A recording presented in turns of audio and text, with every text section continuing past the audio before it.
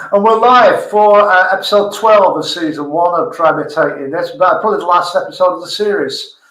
So thanks again for everybody who's tuning in, whether they're watching live or after the fact, which is actually most people, to be fair. So tonight we've got a fantastic show coming up. I know we've got Largo with us, who's a regular contributor to the show. Evening, Largo. Good evening, gentlemen. Happy to be here. Yeah. How are you?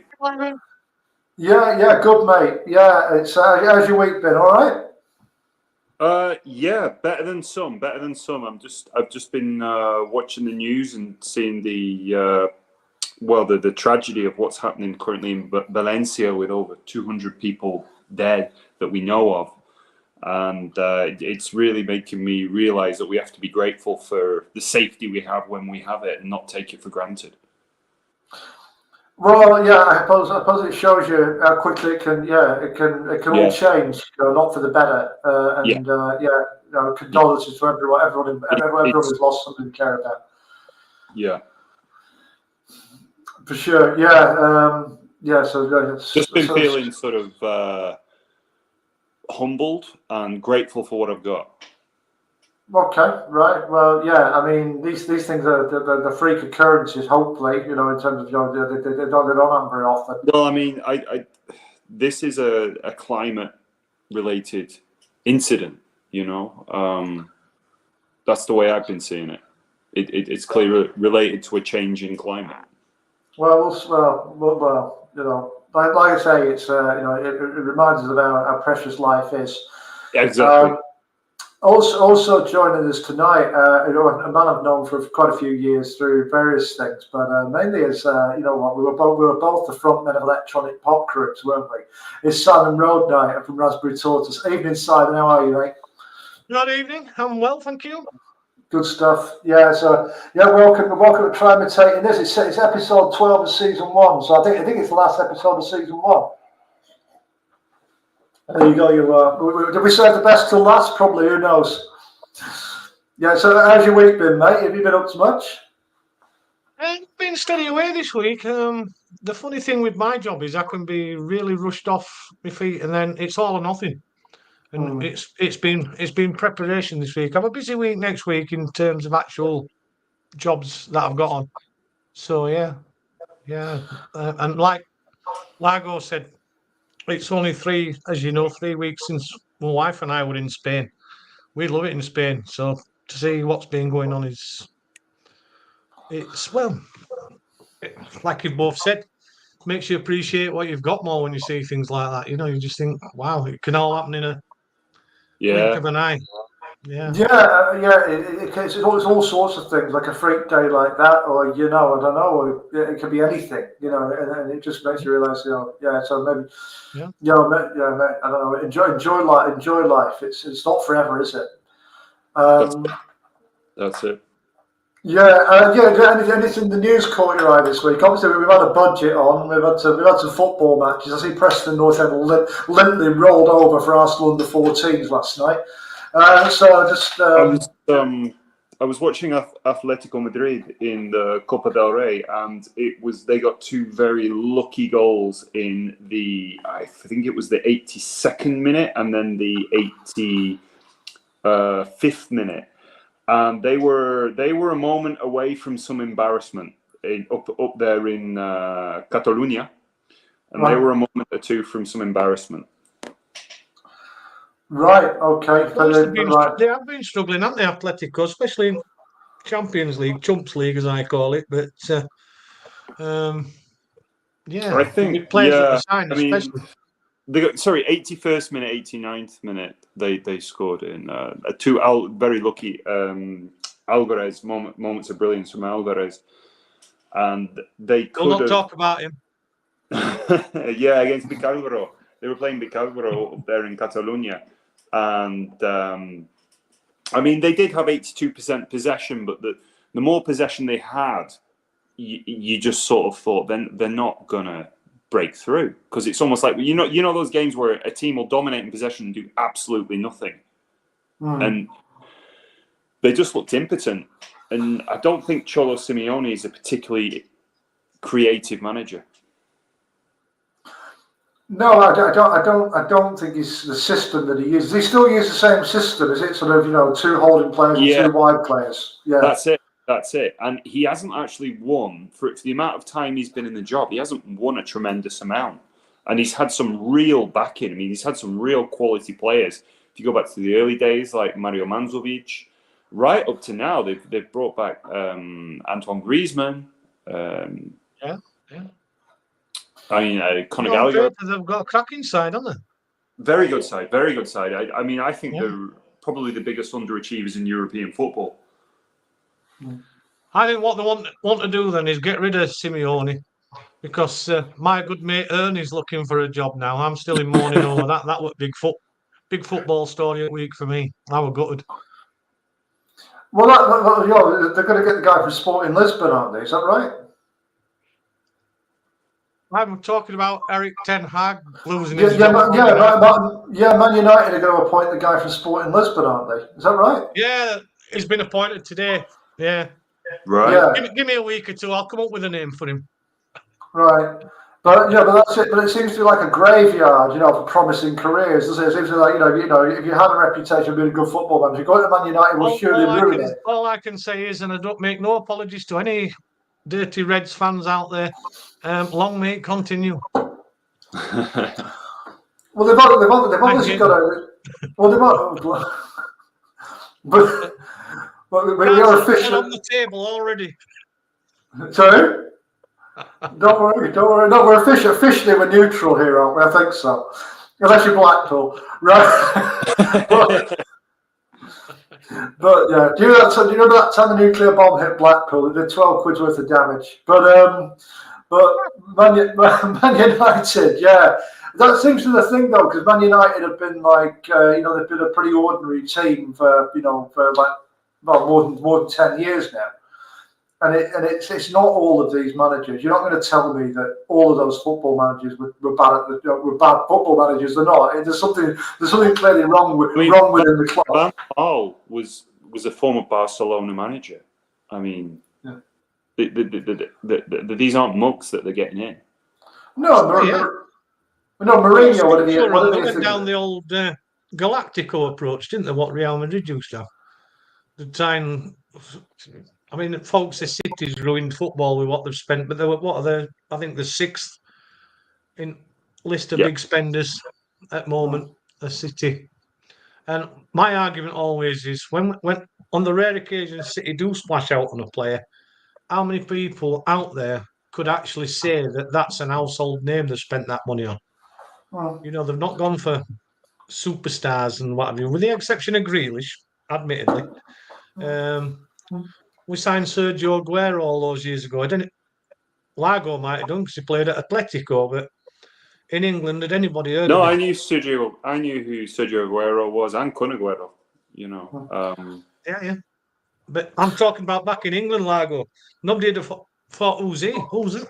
Man City signed, I don't know how popular La Liga is in the UK. I don't know. As a product. I think the problem another Premier League here is the Premier League they here keep is incredibly popular. When it were on Sky, it were very popular with La Liga. Right. But then it's gone here, there, and everywhere with broadcasters. So I don't even know who shows it now at the minute. I think it might be TNT. I have a weird relationship because sort of where I'm living now, Seville, the nearest team to me, just sort of probably 10 minutes walk from my house, is Betis. And in basketball and football, I like Betis. But Betis isn't my favourite football team. My favourite football team is a team called the Rayo Vallecano in Spain. Yeah. But then when I go to the UK and they say, oh, who's your favourite Spanish team? I would say Rayo Vallecano. And they're like, who the fuck is that?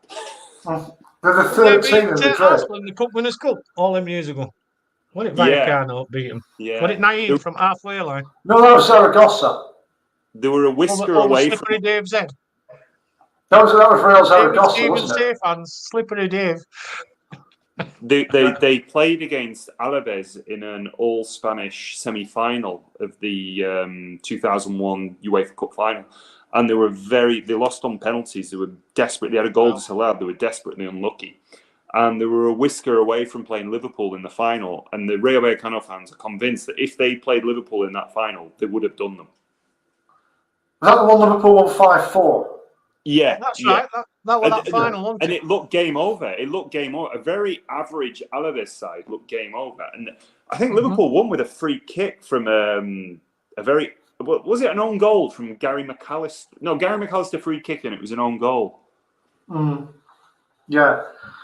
Gary McAllister was a big player for them in that tournament. But that tells you... Against Gary McAllister. Gary McAllister is a wonderful player.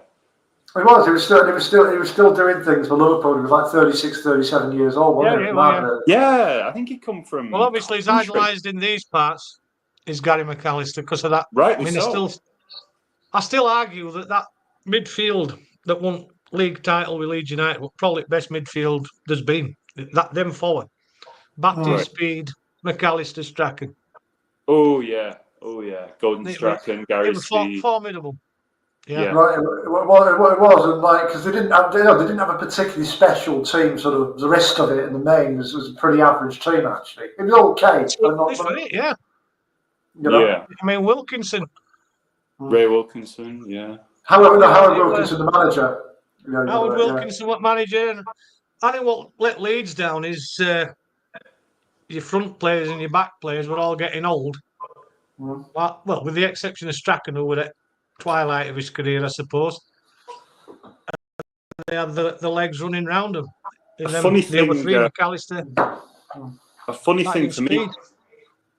thing for me popped up on YouTube the other night, and YouTube recommends videos, and it was from about I can't remember whether it's 2001, 2002, and it was a Champions League quarterfinal second round match between Leeds and Deportivo A Coruña. Neither of which, Deportivo A Coruña now are in the 4th tier of Spanish football, and of course Leeds are in the Championship. But it was bizarre seeing these two teams who, in their Deportivo A Coruña, in the day actually won the title. La Liga, didn't they? Yeah. They had a player called Bebito and Leeds. It was that Leeds team under Martin O'Neill, and it was just Leeds. You want about the David O'Leary one? Yeah. Martin O'Neill never managed Leeds. Mark, you're about David O'Leary. David O'Leary, sorry, not Martin O'Neill. David O'Leary. David O'Leary's manager. All them players, yeah. Yeah, it was with Leeds when they had Lee Bowyer, Alan Smith, Nigel Martin, very good goalkeeper. David Batty. Ian Hart, Viduka, Kuehl. Harry Kuehl, yeah, Harry Kuehl. Yeah. It's just amazing. I always say about Leeds, and I always make the comparison with Leeds. Funnily enough, with Chelsea, considering Ken Bates went from Chelsea to Leeds in time, but prior to Abramovich taking over at Chelsea were up to their neck in debt, and with Ken Bates, well over in excess of 100 million. Ken Bates' attitude was, these people should be privileged that we owe them money. He didn't panic. And that idiot Ridsdale that went to Leeds, that took over at Reigns, he panicked. And I always said, I tell all Leeds fans, and I've lots of friends that are Leeds big fans of Ridsdale. Preston. We love him. So please don't badmouth Ridsdale on here. Peter Ridsdale, They were asset stripping, and they saw that what he was spending on goldfish, it didn't go down too well with Leeds fans. It just took Leeds to win a trophy, and that had been answered to all the problems, and they were there or thereabouts from doing it. And then they sacked O'Leary. Pardon me, I may be wrong, but didn't the shit hit the fan financially before O'Leary was sacked? It was hitting the fan as O'Leary was sacked. It were all coming out what sort of mess they were in. But this is a comparison I make. With Chelsea, Bates had that mindset. You'll get paid when we've got it. That's all Leeds had to do. Bide the time. They were going in the right direction. Kept everybody together. Kept on going. If they'd have won a trophy, it'd have been the catalyst. And When who Leeds knows, make it might have got them out at Doodah, but I've the vague panic. memories of from very significant boxing matches on Sky Sports taking place at Ellen Road, like Yeah. really big serious title matches in boxing. So Leeds must have been getting a significant amount of money for that, because there was a lot of eyeballs on those Sky Sports boxing matches. I mean, we're not talking ITV. We're talking 30 years ago, there were likes of Happy Mondays playing there and headlining at Ellen Road Stadium, which a lot of fans still talk about. You know, I mean, Yeah. I'll be honest with you, I'm of an age where that it sounds really daft, doesn't it? Because I was only 20 in my early 20s, but it passed me by because I was such a fan of electronic music and 80s Right. music, if you like. That whole Stone Roses Happy Mondays thing, I didn't get that. But I have friends that were madly into it, and they still talk about Happy Mondays at Ellen Road, how brilliant it was. So it was there in place, the infrastructure, you know, pretty much like Old Trafford Cricket Ground, you know, where your heroes have played many times. That's New Order. And so, yeah, I don't, because Leeds is a powerhouse. It's the be all and end all in Yorkshire. I mean, to the annoyance of many other towns and cities. I've not against Leeds. I just hate driving around it. I'll tell you what, Si, have you ever seen a documentary called Tales from a Hard City? That's Sheffield. No. Sheffield. No, Sheffield is the proper pronunciation. If you come from Sheffield, it's Sheffield. Sheffield, right. Sheffield, right. You've got to miss the I. The I is a silent I, is it? Right. Well, I'll bring you a couple.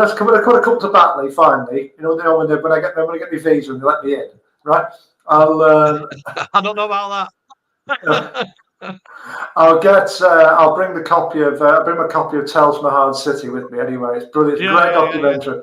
And it's funny because it has a guy who wants to be an actor, and he's like the world's crappiest actor. And he thinks he's an actor already, and he goes in this car dealership to get a sponsored car, and he ends up getting a sponsored Skoda. It's brilliant, absolutely brilliant. Yeah, and he says in the interview, he says, "Yeah, you must send me from Look North. I've been on Look North a few times, you know." It's yeah. Hey dear. Poor Sheffield. They're getting a raw deal from us up here. Yeah, but your team's Man City, and it's always interesting to talk to Man City fans who were Man City fans when, you know, my old guitar tutor was when Man City were really pants, right? So well, this is it's what I keep saying. To be fair, though, as enjoyable as this last 10 years has been, I think the most satisfaction out of anything, and I'm sure, well, you diehard City fans certainly. I've probably enjoyed Man United's demise as much as they have City's rise. And it's like my argument all this war. It must be so boring being a Man United fan expecting to win everything every season. And I don't want City to get like that. But with success comes expectation, I suppose. But I still can't get my head round as being safe from relegation by Christmas every year. You know, it's not on. That's not on, man. I mean, you're talking, as you know me, two brilliant players City signed, certainly in times I went to watch them. The first one was Alan Kernigan, and I thought, we can't get any lower than this. We can't. After Rick Holden. I think it might have been. Holden would have been just before. It'd have been like 91, I'm relieved you 92. didn't say John Macken. He was for Preston. He scored from a different pitch against City on TV. He scored from about 300. Rick Holden was. He was supposed to be this flying winger, this magical winger. Yeah. Yet we had a left back that regularly lapped him. You know, when he'd set off. I mean, he did tell that his nickname was Sonic, Terry Phelan. You know, I mean, he was really quick. Didn't they? When you've got your winger on halfway line and your left back bombing on tight, and he was clueless. And I once took one of my older brothers, who's a Bradford fan, like I said, with him and all the way there. My mate Al, he can't drive. All the way there, I was just berating Rick Golden. I says, he's probably the worst player I've ever seen in a City shirt. He's garbage. All the way there, over tops of Saddleworth. And And our Paul said, "Oh, you really must hate him." We were playing Ipswich. We beat them 3-1 and he scored twice. And I refused to cheer. Oh, that's stubborn. You know, like, I'm not cheering for him. It's crap. What was it? You What was it? had Bob Taylor from Gillingham, right? Bob Taylor, he got about 6 games, didn't they? There were a big fanfare when they signed him because we got him from Gillingham. Yeah, but he was for Gillingham. He was fantastic. Yeah. He went there at City long, and then I think he went to Wolves after City. Finished his career there. So well, good for him because he's, yeah. That's still an improvement on Gillingham. Yeah. Sorry, just again. The first year my lad who's just gone, I took him. We'd just beaten Gillingham in the playoffs. That infamous 99, probably City's most important game in their history. That absolutely best playoff finals ever. Well, it's the fact that what would have happened to City had they not gone up. They could have languished, gone out of bloody league where they were going. Poor old Carl Starber. Pre-season friendly at the Shea, Halifax Town. First game I took him to, and I just remember thinking, "Wow, it's a far cry."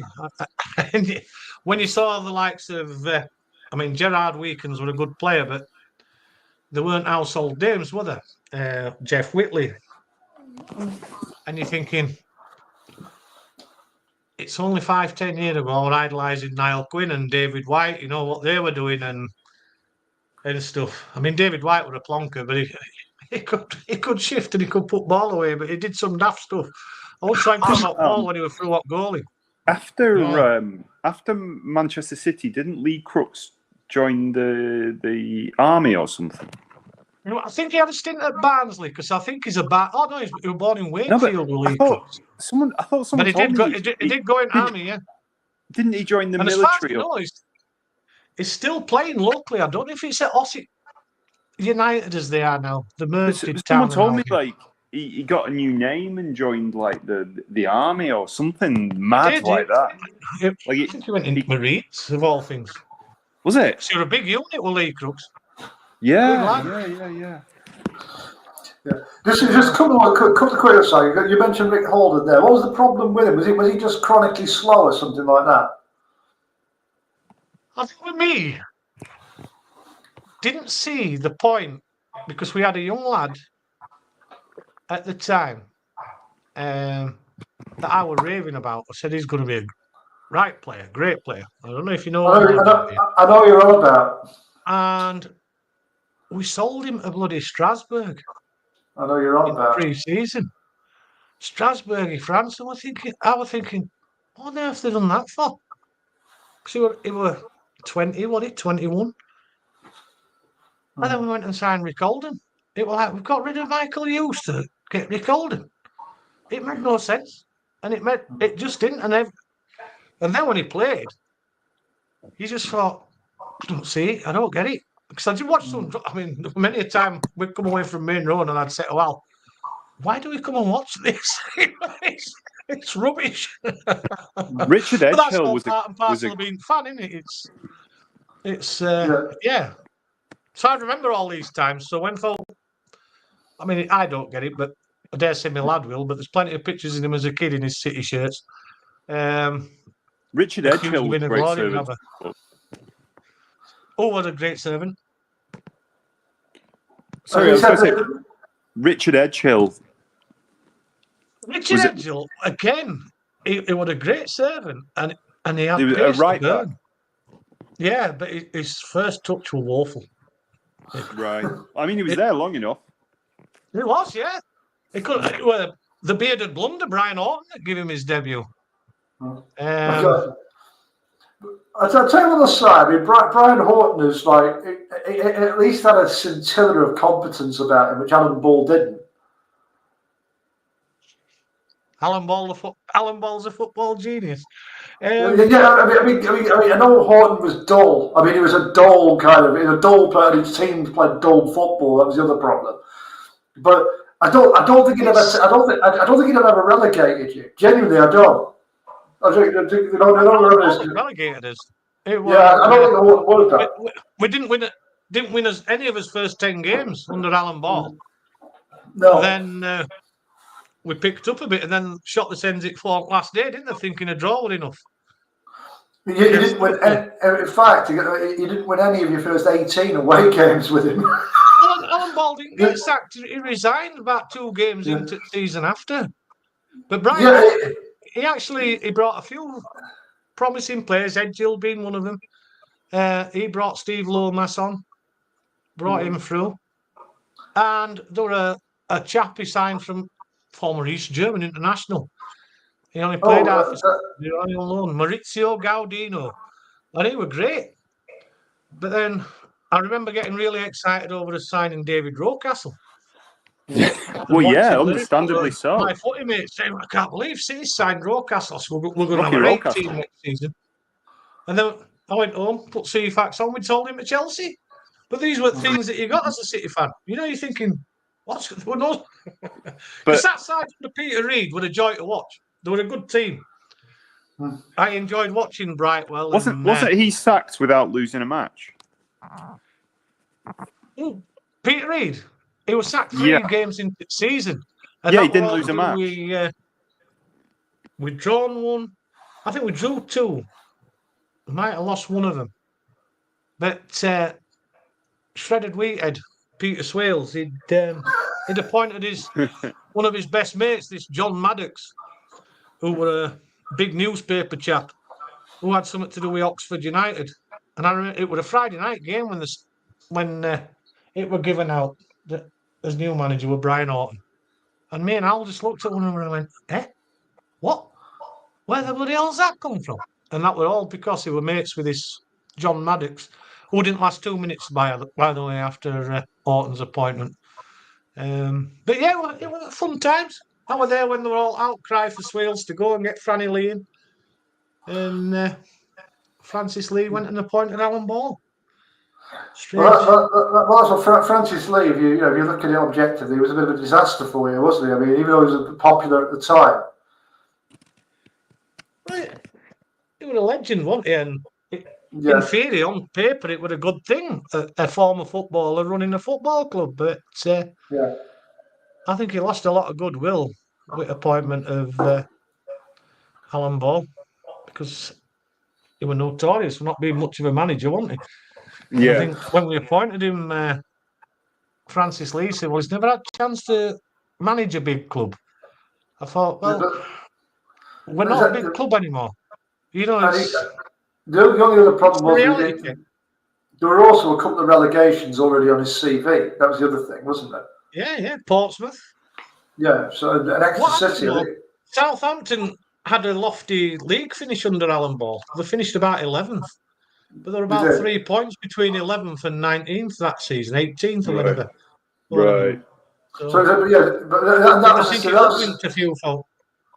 And that was the season that the Tissier scored about 25 goals from that season. Yeah.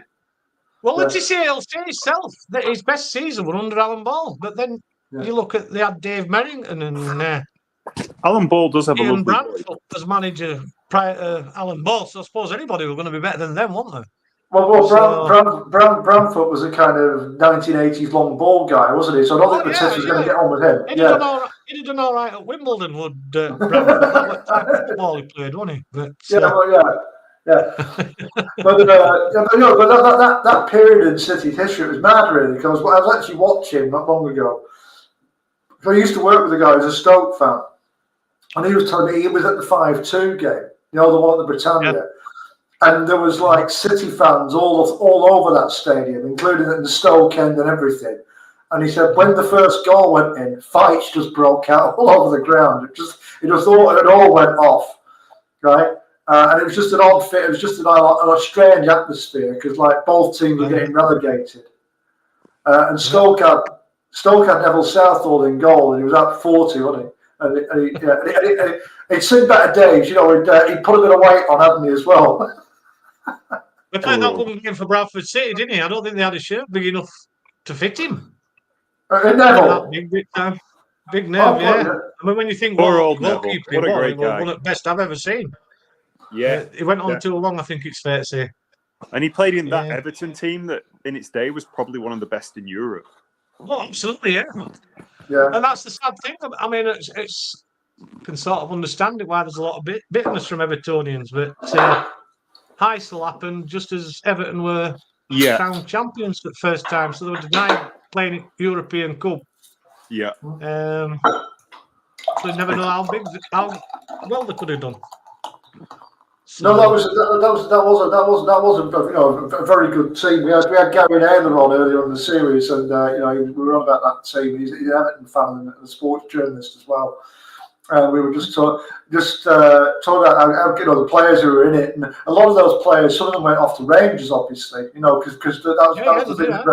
That was the thing that Glasgow Rangers had in that second half of the 80s, was they could promise European football to people. Yeah. Yeah, that's what it was. Stevens, they both went up there, didn't they? Yeah, Andy Gray was up there for a while as well. He went back to Rangers for a period of 87, 88. But that Everton team was but it played very similar to how Atletico Madrid do now. Funnily enough, they had two holding players and two wide players. So it was that was the thing when I was watching that Stoke City game from '98, and King Clancy came on for a little cameo at the end, and he'd been playing for Georgia in a World Cup qualifier, I think, the day before. Yeah. So he looked knackered. He had one run. And it's just mad because people talk about what a good player he was, King Clancy, right? But I thought, God, when King Clancy played for Man City, they got relegated 2 divisions. That's a fact. It was a luxury we couldn't afford, really, because the rest of the team weren't good enough. It's sad to say. Because he was a great, it was a joy to watch. I went to watch that season under Alan Ball. I was sat in main stand at Ellen Road with a lad I worked with, who was a mad Leeds fan, and he played him on his own. Did King Clancy? I'll tell you how good he was. He set winning goal up for Jerry Creaney. I think it was the only goal he ever got for City. So he was rushing on. Well, it would have to be like 1 yard out and an open goal, wouldn't it, for Creaney? Yeah. I think it's fair to say King Clancy was a luxury we couldn't afford. I would say because we just didn't have team to back him up. The thing with King Clancy was, you've got a weak defence and you've got a glamour player as such that wants to take everybody on like he did. When it breaks down, you've got to have something to back it up. And we were your first game. I remember watching the first game on Sky Sports. I think you cruised past. Or was it Oxford away? And I remember thinking, they're going to walk this. They're going to bounce back up straight away. That's when they got 34,000 in second division again. Your dear neighbours, didn't they? Which I think were a record at 3-0. Blackpool. Yeah, 3-0 you won. Yeah. I remember when you took 6,000 to Deepdale. Oh yeah. I mean, I went to a few away games, but they're all former grounds now. I went to Ayson Park, went to baseball ground. It's been a lot of fun. Highfield Road. I went and going away with City, what a joy! It was funny. It was just a buzz. All the proper supporters go away, don't they? That's the thing. Playing at that old York game, City don't get ground. Me wrong, but but you get the hardcore supporters on the away games, don't you? That's the thing. Yeah, we know, don't we? You've just got to stay away from random people in Burnley after the match. Okay, lesson learned.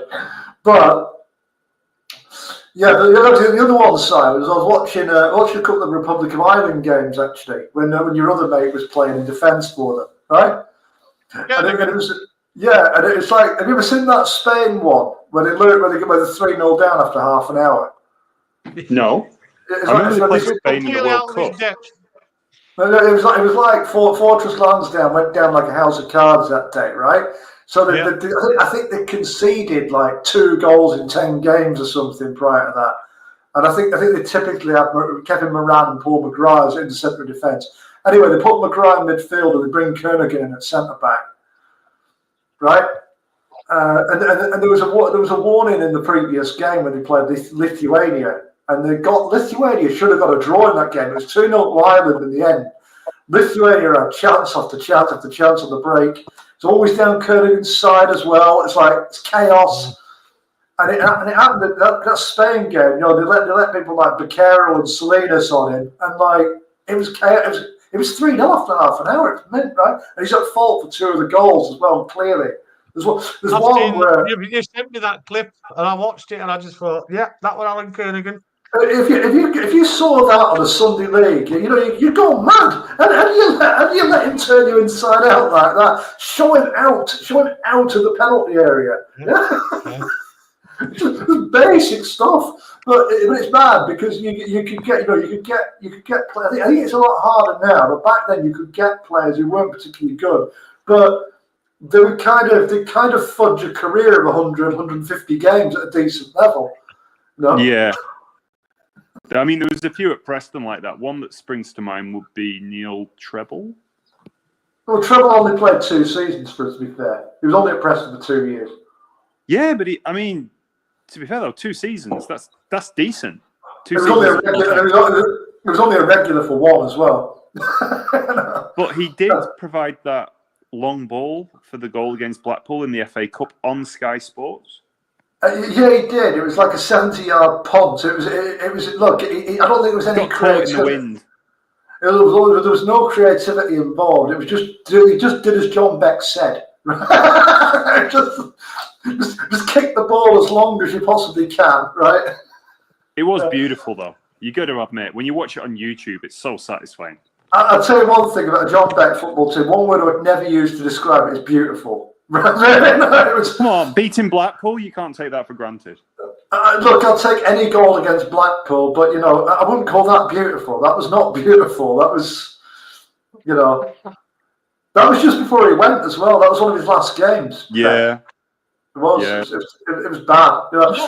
Alan Kernigan, going back to him, ever helped his cause? Because like I just said there, I remember me and Alan going up FA Cup tie, again Middlesbrough at Ayresome Park. Yeah. Middlesbrough, we were a first division side. We just signed Steve McMahon. So around about that time, Peter Reid scored our goal, by the way. And the beat us 2-1. All right. Paul Wilkinson got first goal and Alan Kernigan got winner. And I just remember thinking, I'd earache. It seemed to be taking an age up train to get to Middlesbrough. Some bugger nicked some of my chips while I was stood outside there. So cheeky get. Oh, no. Went in, I was suffering, and then I suffered some more. And I think I even said to Al on the way back, I can't believe they let that Alan Kernigan score. And then the bearded blunder, Brian Orton, bought him. And it was like, what? Right. Why? So I'm guessing then that would have been the 91-92 season. And I'm going to say that was the season. And that would be the season Middlesbrough got promoted to that was the last time. The only thing that City fans could throw back at them was, what division are you in? Because they knocked us out. And I just thought, they got promoted that season with Ipswich Town. Yeah, they were in that was the last time it was 1, 2, 3, 4. I was explaining that season to somebody not long because I met a Notts County fan at a wedding. Actually, you don't meet many Notts County fans, full stop, do you? But we were talking. But that was it. Notts County were in the top division in the last season when it was Division 1. That's right. They went down. Was it with Luton Town and someone else? Mike Shannon were just blocking at City team when we played Notts County at their ground. Yeah. We were 2-0 down and we beat them 3-2. Clive Allen, Super Clive, came off bench and got winner for us. So another odd siding. Clive Allen goal machine, and they never played him. But, no. It was interesting when you actually look back about football, because you look at someone like King Clancy now. King Clancy would fit in far better, I think. When we got 4 strata in a team rather than 3. Yeah. Because if you had a standard 4-4-2, where do you play it? That was the problem. You couldn't get him into it. You had to find some sort of. King Clancy would be like a Foden now, to best describe it. It'd be a number 10, wouldn't it? You're playing as a number 10. Mm. Yeah. you can't play him in the centre of midfield because he's too lightweight for that. He's not going to do any defending for you. Yeah. It was a funny old season that season we went down. I mean, Ike Emil for a start, not against Ike Emil, but there were not wrong with Tony Coton. No, it was one of your reliable servants, But Bull made some strange signings. How much did you pay for that Martin Phillips?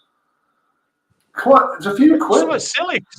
I think he was only about 17 when we signed him. Got him from Exeter, didn't we? Yeah. Right. And he played about 5 games under Alan Ball, and we never heard of again. It was bizarre. But that was Alan Ball all over. It were.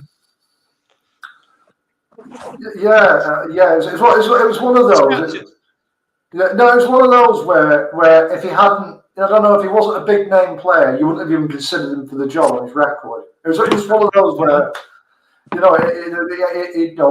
yeah. And then you wonder what would. Well, look, it's all ended up well in the end, but. Alan Ball was signing players from lower leagues, but signed some players that's a year or two's experience under the belt and actually done something. Just mad. Well, funny enough, Largo mentioned that Preston versus Blackpool FA Cup tie from '94, right? And Alan Ball was the co-commentator for Sky on that. Yeah, he was. Right, and Preston had a centre half. Yeah, so Alan Ball has a beautiful voice. Yeah, there's an old joke, isn't there, about him ordering an ice cream. I'll tell you at the end of the show. But there was a Preston player called Steve Holmes. He was a red-haired central defender, and every time the ball went up into the Preston box, he was heading it away and all that. And Alan Ball said that man will be sold for £1 million. In 1994. He said that's a £1 million player, right? Yeah, he said, maybe not for Britain. He said that man will go somewhere very soon for £1 million. Maybe the club after Preston or whatever. So, but right, and I think about 6 months later, he was sold to Lincoln City for about £10,000. It's like that was Alan Ball's life. Yeah, that was his life for a player. Big fanfare when he signed Michael Frontsek. Oh, he's a German international fullback. And what folk forgot to tell him, not a very good German international fullback. Right. Did he get one cap 5 years ago or something? Right. It was one of those. Yeah. He did sign, but we thought we were going to do big things. But it probably ruined him. Kit Simons. Right. Right. That would have been from Portsmouth then at the time. He come from Port, yeah, right. We got him with Jerry Creaney. I think they threw Jerry Creaney in for free. They had to. Nobody else had taken. I just seem to remember Jerry Creaney going to Burnley and being like a mile overweight or something. Did he put a lot of weight on as well? I think he made his name at Celtic, didn't he? Originally. He did, he did in the Biscuits era. Yeah, it was. That was when. But Celtic had to sell him because he'd never played for Stoke. That was what. So that was back when Celtic was signing players. That was it. That was your criteria for signing a Celtic player, which was Celtic had paid him when he was like reasonably good. Well, he was reasonably good at Burnley later on. Andy Payton, the guy who was at Barnsley and whatever.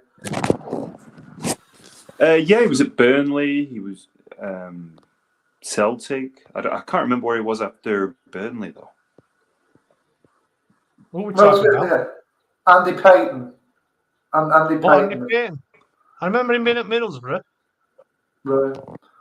He might have been in that promotion team you were on about earlier. Yeah, but that was. I mean, I've seen him on a couple of podcasts. I've seen him on a couple of podcasts. He seems a perfectly nice bloke. Yeah. I've seen that. What's it called at minute? Under the Cosh. That's the big one. What's it? Under the Cosh. I love that. I love Under the Cosh. Yeah, I do watch one or two of them. Yeah. Oh, it's fantastic. It just puts me in a good mood. That Mark Crossley's very good. Yeah, it was Mark Crossley. Yeah, I like the one with Mark Crossley. I presume you talked about Brian Clough quite a lot then. Because didn't Brian Clough make him play for his Sunday team or something? Yeah, he did Brian as Clough like thought a punishment. Cloughy. Thick as pudding. Yeah. We'll never be another Good. Cloughy. Oh God, yeah. Well, Fluffy would have been cancelled today. It was, definitely. He wouldn't have got No away with half the stuff he did. it'd have been no platformed. Yeah, I think so. Big time. Yeah. But I'm sort of the opinion now the world needs a few more Cluffies. Oh, definitely. You're Not going too to, many. Not too many. I'm not saying I want a word dominated by Cluffies, but No, because it would have won off.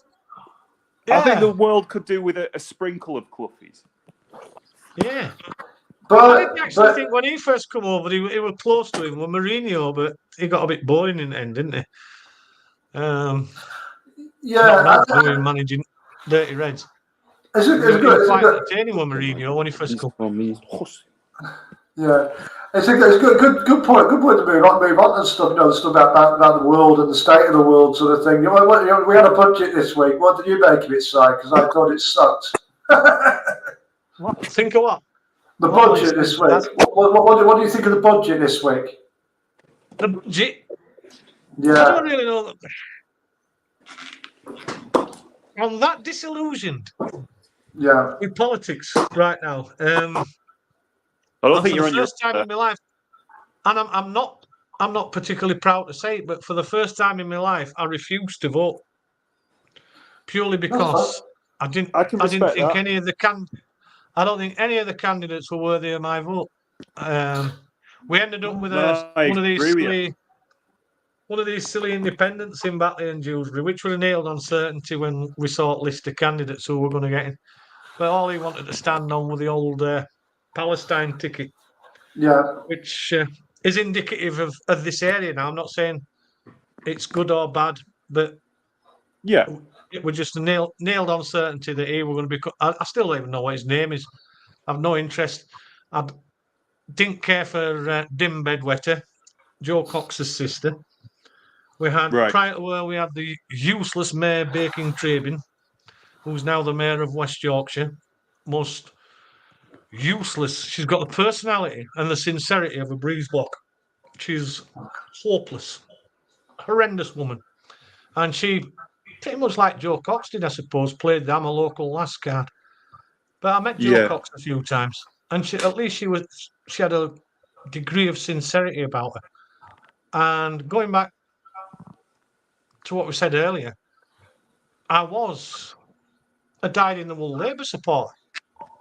But I always say best leader Labour never had was Alan Johnson. I thought he'd have made a great leader. I agree with you there. He was a good guy. Yeah. He wasn't even university educated. He was a former postman. He was a postman, wasn't he? Yeah. Yeah. I tell you, go.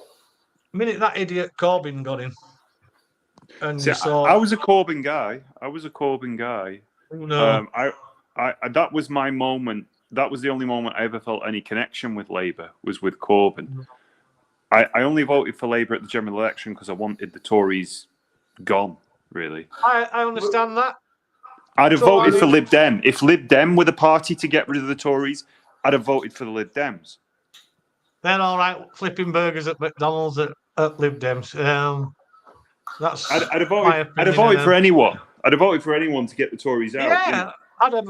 Yeah, I get that. Totally do. I was thinking, I don't like Nigel Farage at all. I hate him.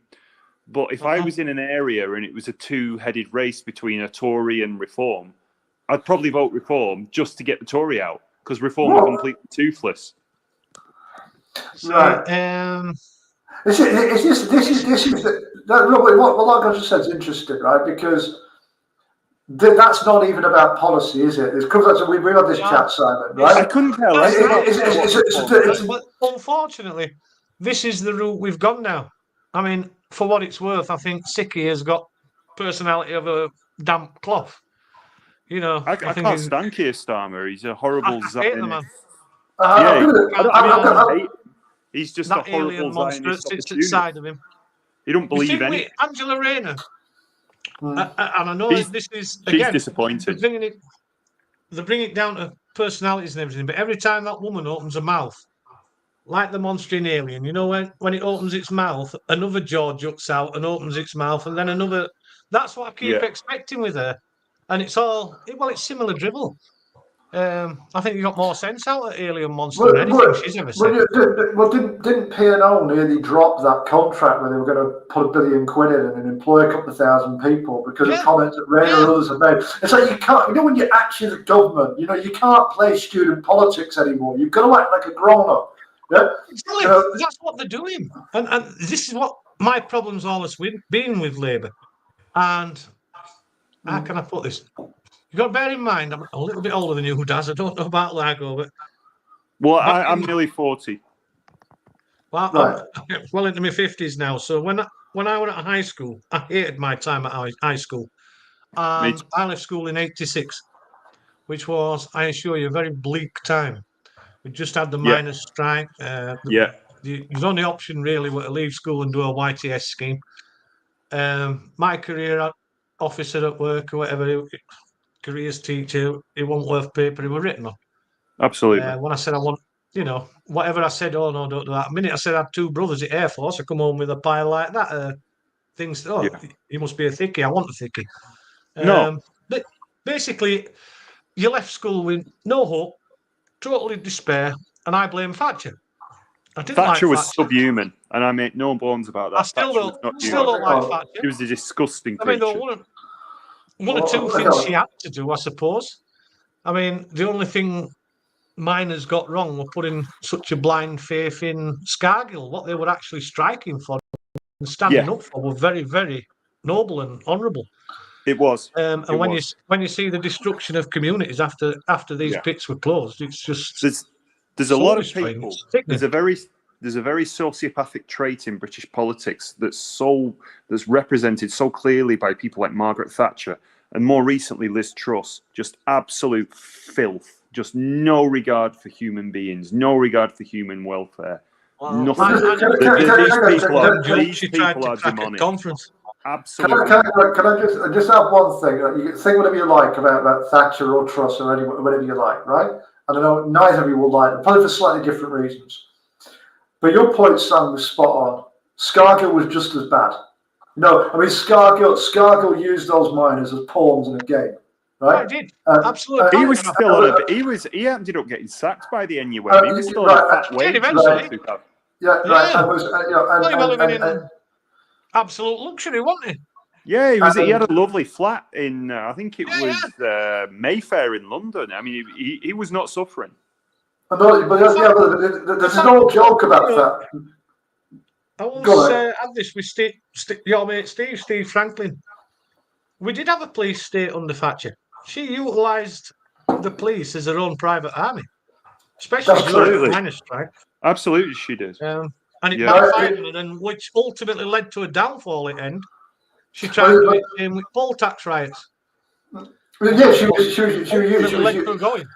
It was terrible what she did in terms of the attacks on civil liberties. It's widely believed as well that the miners' strike, certainly the poll tax did it. The miners' strike might have been the first time that a demonstration was turned violent by plants, by agent provocateurs. I would also argue insincere. Right. So this is important. So the poll tax, Simon, the poll tax riots didn't start as riots. They started as legitimate peaceful protests. Yeah. And it's widely believed that there were plants by the police in those demonstrations to turn the same thing happened with miners does. Right, to turn them into riots. Cause aggro. That Orgreave. Yeah. Wasn't that the infamous Orgreave? It's sickening what they got away with. And the government, the Official Secrets Act, after so many years, are supposed to publish these private. Yeah. They still won't release them. The thing about these pieces of Tory filth is they'll talk about austerity, right? Which they talk, they'll cut, say, primary schools, they'll privatise industry, They'll make cuts to secondary schools. They'll make cuts to anything like the National Health Service. They won't fucking cut Charlie Windsor's wage. Well, it's relatively small bill. The one about the royal family, if that's what you're on about, is the civil list. It's the number of people on the civil list. I would privatise the whole lot of the Windsors. Get rid of it. It's the big mess. It's not your side. It's not the immediate royal family. It's the dozens, hundreds of people who are on the civil list. Civil list. Yes, who were getting money. Who were getting money. There's people you've never even heard of or who aren't even on this country who are taking home a very nice wage on the civil list. But I think the point where we were getting at there was like it doesn't really matter which side, because at the end of the day, Labour under Blair did many terrible things as well, right? I mean, lots of really Labour. As I said to you before, Labour. The problem in the UK is the system, right? Labour are just like a can of deodorant on a smelly armpit. They aren't fixing anything. Well, I think no. I've got a different view here. We're having this conversation. Got into conversation with you. Go on, Si. But from my perspective, right? When I look back at describing the mid '80s being not a particularly nice time. Music was great, but that were about the only thing we had. Miners were too far up their own backsides for their own good, really, because they brought Eve down. And it were Thatcher's sworn vengeance. They weren't going to do it to her. So she was going to win at all costs. By comparison, he wasn't actually... Just let Si finish. Go on, mate. And I grew up at a time where you're thinking, there's no hope. Nothing. And you just thought it was the right thing to do to vote Labour. So first time, believe it or not, I was nearly 22 when I first voted, because it's just how it fell. I was 17 in '87 election. And I voted for Kinnock. And then I voted for Blair. And I voted for Blair again. And I think I did third time. Because you just thought it was the right thing to do. Yeah. And then when and then I agree to an extent with what Largo's saying, that people such as the Royals bring in such an enormous amount of money, whether you like it or not. It's as things stand, it's probably there's only one asset is our royal family. But Sorry, I've never. You question some of policies at Tories, and yeah, there is an imbalance, and this is where Tories get it wrong time and time again. Look, in the same token, you also have to accept, and I'm not talking about your big bloody Googles and Amazons here that don't pay what they should. If you stifle investment, you stifle growth. So I've not looked at the ins and outs of the budget, but reading into what Rachel Reeves has done, there's a big backlash, and the stock markets are reacting accordingly. So your first inkling, your first thoughts are, it's not gone down well with them, and it doesn't bode well for the rest of their tenure. And we caught a little bit today. That Sir Graham Brady, chairman at 1922 committee, prior to not standing, he's as good as said they're a weak government. And Tories, okay, they've a lot of work to do, but they're fairly confident they'll kick them out again come next election. And where it's looking like. But it'd be mad if he did, because they've just had an absolute wipeout in the swing back. I mean, the thing is, politics is going to be a lot more volatile because this is the way people feel about it now. So the contempt of people, the cynicism. I think we're overlooking. I was just going to say, I think we're overlooking the fact that the Tory vote will collapse again. Reform are not going. I'm not a Reform fan, but they're not going anywhere. I disagree with you. I disagree with you profoundly. I do hate to say it because can fully understand Farage's appeal, and he speaks the language a lot of people want to hear. I mean, if you're just an idle follower of politics, you're going to watch him. He's a good speaker. He seems somewhat anti-establishment. You can't deny the man's got charisma. I don't like him. With me, I just think he's one step away from doing a Trump every Sure, time he talks. sure. Farage. What I could see Trump them will last doing, 2 minutes in this country. I There's could no way see they got them- anywhere near. No, yeah. I think Reform are going to carry on causing havoc for the Tories for another 10 years. Well, History dictates that the Labour Party will destroy itself, some form or other. There's too I mean, divided this Labour Party. we You can't have can't- like Diane Bloody Abbott there. And We also can't discount that there's going to be a reform coming from the left in Jeremy Corbyn's group, in the Independent group. I mean, if they stood in my constituency where I live, I'd vote for him over Labour. Right. Can I just make an observation? I made this in the 2019 election. Someone mentioned Alan Johnson earlier, right? So do you remember in the 2019 election, the night of that, when there was that argument between him and John Mansman on television, and he absolutely tore John Mansman a new arsehole? You don't remember that? And I made the point, I was writing this the following day, that the problem is, actually Simon, Margot, you put two good examples of this. There are two different kinds of people who've been voting Labour for a long time, and they're very different kinds of people. So you've got sort of cosmopolitan, middle-class, university-educated people, right? And they're also kind of woke, they're kind of trendy, and then you've got working-class guys who, they're solidly working class, so they want things like better hospitals and better public service and that kind of thing. Infrastructure. But they're actually quite patriotic. They're not woke, right? They kind of don't like some of the other directions that the Labour Party's gone in since like the 90s. And there's been a very uneasy alliance between these two groups of people. There was for a very long time, and you saw it break. Now it's not really been put back together. I think only one in five of the electorate actually voted Labour in July. I mean, but the Tories have got exactly the same problem with Liberals and National Conservatives. yeah.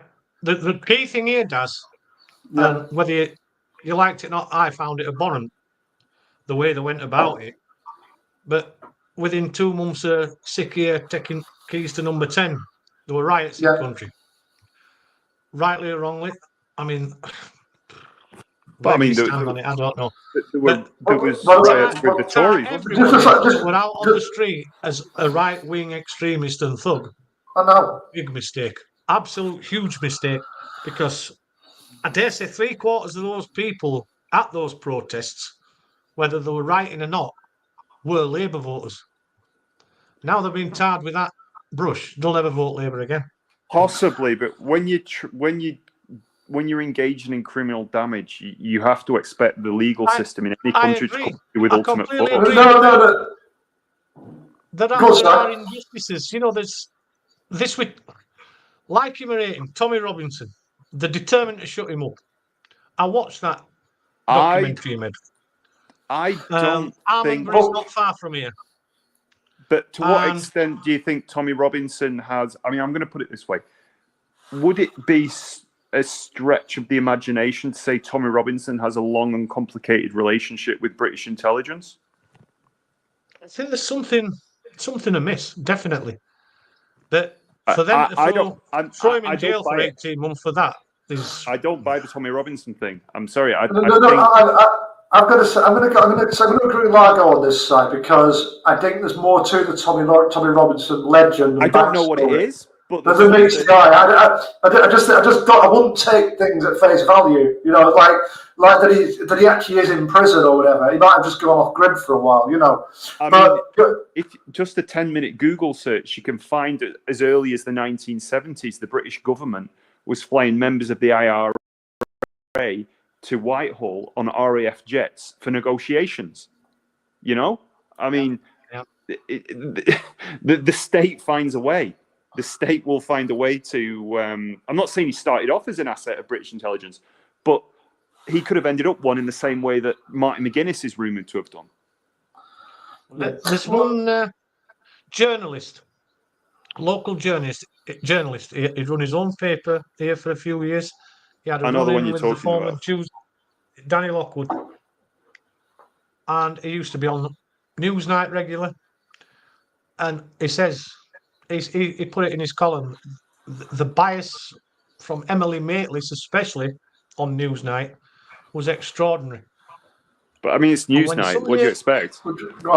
Someone that's been in newspaper game all his life and been quite successful at it, openly turns around and says this is Tommy Robinson.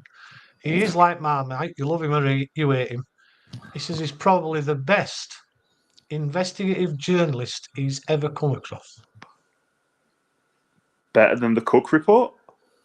So, the Cook Report were very good. I used to watch Roger Cook regularly. Yeah. Well, In action. But It's high praise indeed for someone. I mean, I don't always agree with Danny Lockwood. Don't get me wrong. I have a moral line. Going back to what we talked about before we kicked the show off, things have changed in Batley and Shrewsbury, not for the better. And when you're teetering on the issue of race, you're in very, very dangerous water. But there is such an imbalance swinging one way and not the other. And everybody can see it. The politicians can see it, but they daren't admit it. If you're sitting pretty in a political position, don't you think it suits them to have us at each other's necks in our own communities? You think they'd learn? I mean, Kim Dim Bedwetter, as I call her, Kim Ledbetter, a proper name. She jumped ship because they changed electoral boundary. We got lumped in with Dewsbury this election. Right. It was Batley and Spen. She stood for Spen, and miraculously, considering there's places like Cleckheaton and Birstall in this new constituency of hers, who were notorious Tory voters, she got in, and Murfield, which is a probably best thought of area around here now. She got in. We got lumbered with this pillock independent that wants to bang on about Palestine, which, again, it's another tragedy, but it's been going 80 years. And to likes of me, they'll never, ever resolve that. Never. No, I was just going to say, that I was talking about this with somebody today. I mean, I'm kind of sick of British people going on about Israel and Palestine. I'm kind of had enough of it because I very much get this. Yeah, I very much is going to stand up for Palestine, but straight away by doing that, he's appealing. Pretty much all my life, I've been a committed opponent and some might say enemy of the state of Israel. And I do attend pretty regularly meetings, events in support of the people of Palestine, the people of Gaza. And I'm afraid to say, no justice, no peace. Until there is justice, it's not going to stop. No, I'm going to. Israel is a genocidal ethno-state. I'm going to respectfully disagree with you, Milago, right? I'm absolutely sick of people in this country going on caring more about Palestine or Israel, either side of this debate, than they care about Britain. Yeah, I've had enough of this. That was the same in the 80s. Go to Glasgow, you'll find people that care more about the 6 counties than they do about. These are the tribal nutters who protect. And by the way, that's people from both sides. That's people who lived here all his life, though, Largo. To be fair, I don't want somebody whose main purpose is to pursue the Palestine agenda. I want people that's going to look for investment for this area, improve this area, which has gone down dramatically. That's fine. The first, second, the third priority. This is what I'm saying. This is not unique to Palestine. This is not you. You can elect a Bangladeshi or Indian ethnicity member of parliament, and they will have allegiance to that community, to those causes. I mean, you had where was it, down in Leicester? I think there was it Indian, Pakistani, or was it Bangladeshi communities rioting against each other over the events in Kashmir? Well, mate, if people are running for election in this country on a kind of tribal ticket, that is wrong, and that is an indicator of how fucked up and warped that's happening, mate. No. That is happening in Spain. That is happening in France. I mean, I go into just before I was in Madrid, just up the road in Madrid, and there was election posters for what country was it? An African country called Guinea-Bissau, and there was election posters for different candidates from Guinea-Bissau in Madrid. In Madrid, Yeah. you know. And the question is, where's that getting you? You know, Simon's right. Simon made the point perfectly. It's not going to get you anywhere, but it is how it is, and you ain't changing it. No, hang on. Well, this all goes back to what your likes of Farage will talk about. And rightly or wrongly, Blair opened up the gates and he miscalculated on an epic scale with especially the Polish question. There's a place in Dewsbury called Ravensthorpe. Now, for want of a better way of describing it, for the last 20, 30 years, it's been nothing but a dumping ground. And when I say a dumping ground, it already had a high Pakistani, Indian population. Now you have Somalis, Romanians, Bulgarians, Bosnians, Serbs. And what's happened in places like Ravensthorpe is they've kicked off big style. Become balkanized, basically. A clash of cultures.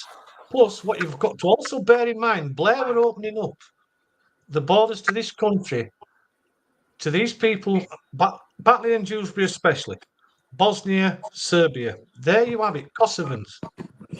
They were bringing their grudges with them, and them grudges will not go away.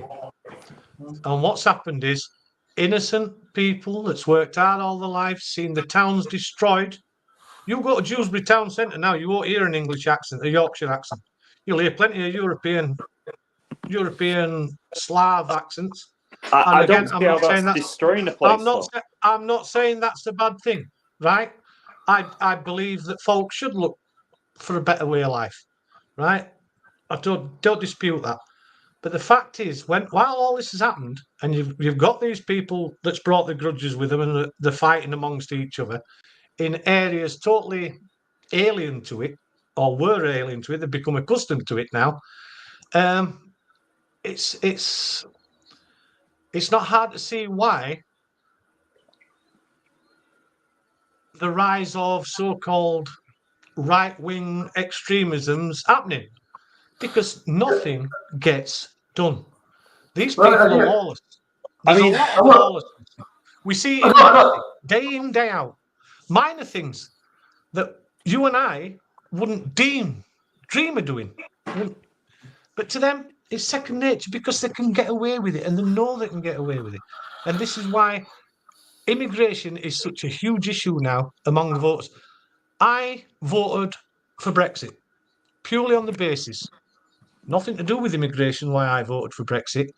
The fact is the EU became far too big, and it went way beyond what it was initially established for. It was a trade agreement first created to stave off the threat of another European war, world war. Simple as. To have 28 states, member states, whatever they were, and have a central government from Brussels telling what this country can do, and such an imbalance. It was the only thing Thatcher got right, were refusing that agricultural rebate to give them that back, which really stuck in EU's craw for years and years and years.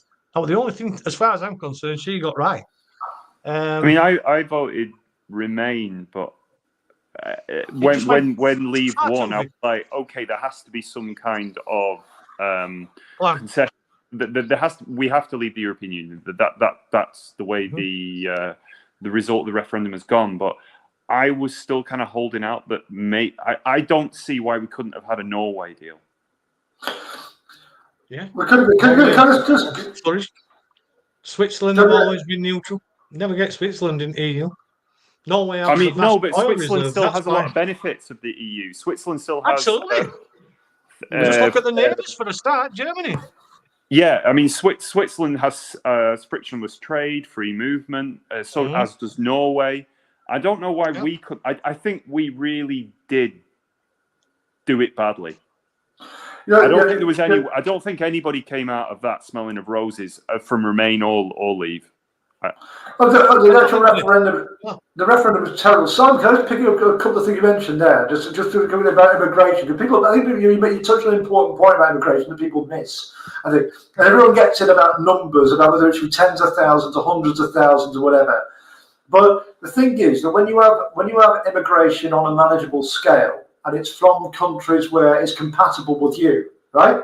So if you think about the Scandinavian countries, for instance, I have an open border with Sweden, so I don't care how many Swedes come, right? It's that actually they tend to care about the same things you care about. Compatible people. They tend to think, about things that make countries like one of the things that I've noticed happening in the last 20 years ago is you're not allowed to say your culture's superior anymore, right? Well, I think our culture is vastly superior, actually. And like, if you don't like it, well, to say a third world hellhole, like some of the countryside. I'd say go and move to Somalia or Rwanda and see how you like it. It is absolutely not. Absolutely, it's not about what colour. Sorry, are you saying that Britain isn't capable of inhumane acts? It is far from perfect, right? But actually, if you look at Britain, Britain pioneered concentration camps. Well, Britain had labour camps, yes. Britain was responsible for the black and tans. Look, I'm not saying Britain is perfect, right? But I'm sorry, I don't see Britain as a superior culture to anyone. I judge people completely on an individual basis. Right. Well, look, there are far worse countries to live in the world than Britain, without a doubt. Yeah, I'm not saying that. I mean, I'm not disputing that there's far worse countries to live in, but I certainly don't see British culture as superior to any culture. Well, Western culture, really. So things like the rule of law, individual rights, freedom of expression, freedom of assembly. Freedom of expression. I mean, you wouldn't know that from the way you hear the squealing nationalists going, "We want our country back. Tommy's in jail." Well, look. Well, this is something that is under attack. No, basically, you've got the toddlers on both the silly wings of politics now, right? And actually, they're chipping away at something they don't even realise they're chipping away at. Yes. Unfortunately, Largo, people have played the game, the system. I mean, if you don't want to look at Britain, we can look at the French electrocuting people during the Algerian Civil War. I mean, I'm not even going to talk. I don't even have to talk about the Nazis. I'm living in Spain. The things General Franco. Hang on. But Germany is a pretty the Nazi period of German history is an aberration. It's been an overwhelming. I'm not a boomer. I don't even have to mention World War II. Hang on, right. I did not say anybody was perfect, but if you look at Western civilization on the whole, it is better than, say, large parts of Africa and the East. You could say that, but people in China now have a longer life expectancy than people in the UK. They have a longer life expectancy. That's not what we're talking about. You're right. They've become a very wealthy country, right? But also, if you go to China and go and have a protest against the government and tell me how you get on. Now these are things that are actually being picked away at in this country. There's the things that are good about this country we used to have. I can vote for whoever I want here, but they've all got the same opinion. Right. Well, that's the Chinese general election. This is exactly my point. These things are being chipped away at because people have stopped caring about them. Right. Now, if you bring in too many incompatible people into your country, then it becomes difficult to remember what to care about. That's the problem, right? That's the thing. The point you make. I didn't say anything. I didn't say anything was perfect, Marco. Right? And as for voting, I think voting. The word superior was used. I'll tell you what. Do I think the culture of somewhere like this country and most of Europe is better than, say, most of Africa or North Korea or Iran? Yes, I do. Right, but the thing is, you're not allowed to say it, and you'll get called a racist if you do say it, which is kind of silly. I mean, I don't doubt that that quality of life is better here, but then then there's another debate to be had about the hangover of colonialism. Well, we've just had this in the news as well about we've got governments. I'm not even talking about reparations. I'm just talking about the psychological, economic hangover of colonialism and things like inherited trauma that people, say, from countries as close as Ireland suffer from.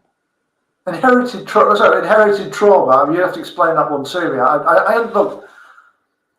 For example, in Ireland, there are people that trauma is passed down. So trauma is still psychologically and passed down from, say, the famine to some people that are in Ireland today. Yeah, but in Gaz's defence, what he's trying to say, Largo, is this is historically there's a lot to be proud of. There's a lot not to be proud of. The potato famine in Ireland happened nearly 200 years ago now. And there was the period of no blacks, no Irish, no dogs in pubs. We get all that. But now, the Irish, to say that's come down generation. Ireland was. No, I mean that's you can Google it. Inherited trauma. It's not just the Irish. It's the Native Americans. But their trauma comes from something that happened 200 years ago, right? Yeah. And yes, to an extent, the British were fully complicit in it, looking after the Protestant landowners above the Catholic serfs. But this is an argument that's been going for centuries and centuries and centuries, pretty much like how I feel about Palestine and Israel. They'll never resolve it while I ever have an oil in my backside. But one thing that we constantly get thrown at us back here now, especially in this area, is we live in a multicultural society, we have diversity, blah, blah, blah. We have no such thing, by the way. And we have to respect their culture, other people's cultures. In the same token, these people that have come and resided here have absolutely not one iota of respect for what we traditionally term our culture. So to a lot of people such as myself, and there's a lot of me's out there, I assure you, it's like it or lump it. And that is where it's wrong. And this is where the political system has failed for the last 10, 15 years and will continue to fail until somebody has big enough bollocks to sit down and talk about these issues without there being fear of recrimination, accusations of racism, which it isn't. I assure you, it's nothing to do with skin colour. No, I've never even mentioned it. We're seeing an erosion of our way of life. Slowly but surely, it's happening. I never even... And we're just watching it happen. Simon, yeah, I know you've got to go in a few minutes. There's lots of crimes in history committed all over the world. And we're not letting anybody. You made the point brilliantly, right? Because that's exactly what I was getting at. If you haven't got some sort of unified culture where you live, yeah, some sort of cohesive culture, then you need something to care about. You need something to defend and hang on to. And that's the point. You need something to care, to give a shit about. And if you don't, and if you stop giving it, it's not. That's the thing. If there's nothing to give a shit about, you will stop giving a shit. It's just logic, isn't it?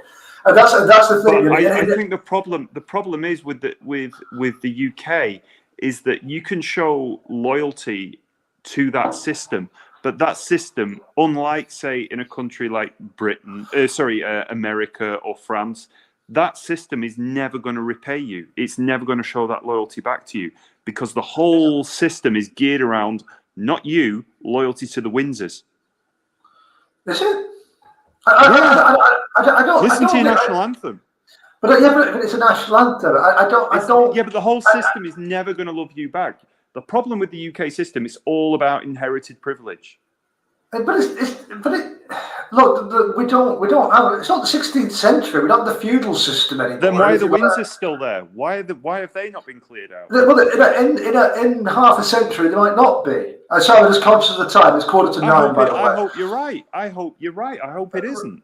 I will be delighted before I die if I get to see Britain re-establish itself as some kind of progressive republic. I think that would be fantastic. I think that would solve a lot of these problems.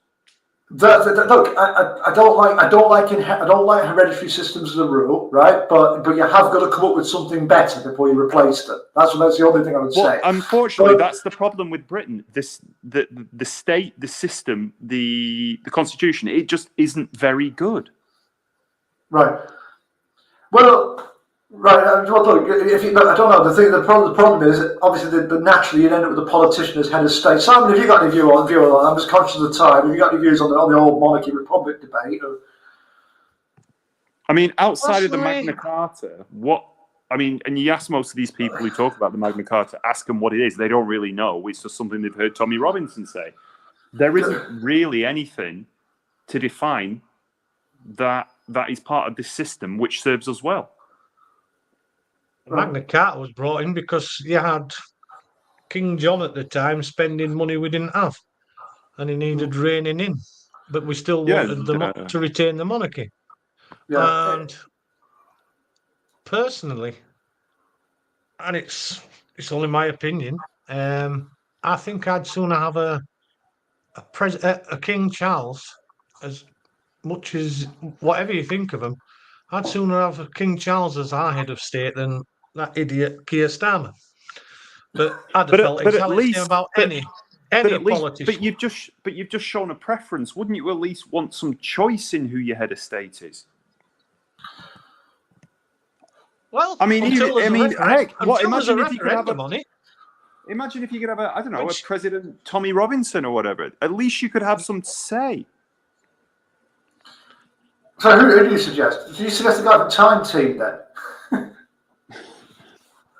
I mean, I don't know. Were things better under Cromwell when he was Lord Protector? Not at all. But he didn't make Cromwell wasn't a good example of of a republic. No, look. No, I don't. Look, the monarchy in this country has been pretty decorative for quite a long time. Anyway, it doesn't have any real power anymore, and it absorbs a lot of resources. It absorbs more resources than it should, right? And let's no problem. It should not. It shouldn't exist. Let's cut the civil list straight away, right? And let's have a referendum on the monarchy at some point in the future. I don't think you can compare what is essentially the Commonwealth now to what was once upon a time the British Empire. I think it's two totally, entirely different entities. It's the monarchies had to change. It realised it had to change, and you go on about the civil list by ditching Deadwood like Randy Andy and Ferguson. Less said about Mountbatten, the better. No, but there's all the people further down that as well. Yeah, just cut the monarchy back to being a few top people, and that's it. And that's fine. Can we talk about some music before I have to bugger off?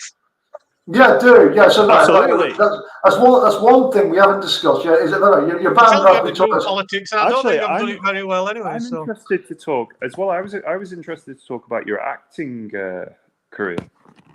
Yeah. So Raspberry Tortoise. When was Raspberry Tortoise formed then, Si? Right, we made his first ever music together way back in 1986. Me and Al met him on the YTS, and needless to say, it weren't very good. Although my dad was a huge champion of us, and I don't know why. And then we plodded on for a year or two. We didn't like his name, which, funnily enough, is now the name of a chart act. We had the rather horrible name of Disclosure up to around about 92, 93. And then we stopped. And then we moved the idea of doing some new stuff 97. And that's when we decided to come up with a new name. And me and Al very rarely take, when we're together especially, many things seriously. So we were trying to come up with a new band name. And things just got silly. And I think I said Raspberry Ripple, something daft like that. Yeah. Al started laughing and just said Raspberry Tortoise more like. And we just both fell about laughing. And do I regret it? Probably. Possibly. But I've had a lot of fun with it. My favourite being that I once convinced my sister that it came from Greek mythology, the Raspberry Tortoise. And I had to go in for quite a while with that one. But it's totally nonsense.